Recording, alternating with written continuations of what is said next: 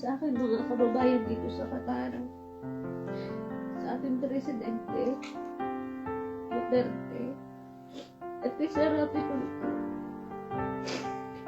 Sana po matulungan niyo ako na makauwi na.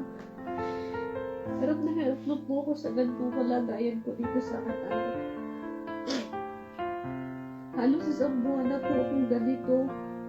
Hirap po akong lumakad. Hanggang ngayon po, hindi po siya mailakad ng ayos.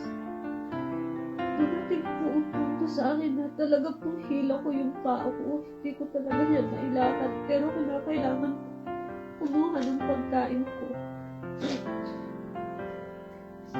Parang bawa niyo na. Bawa niyo po ako makauwi. Hirap na po ako dito.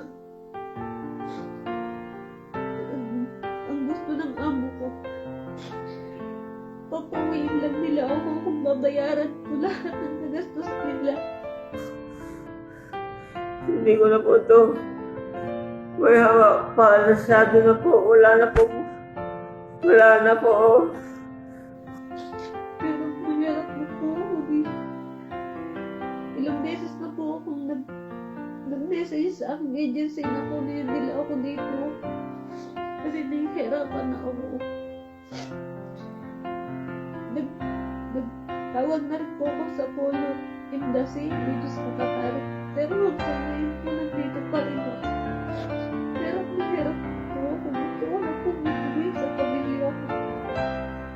Hirap na po ako sa pagkain. Kasi minsan po tinataguan nila ako ng pagkain. Iniiwanan po nila ako dito ng 4 na araw. Ako lang ng tao. Pati po sahod ko ng May 1 hanggang May 16, hindi pa po nila ibibigay.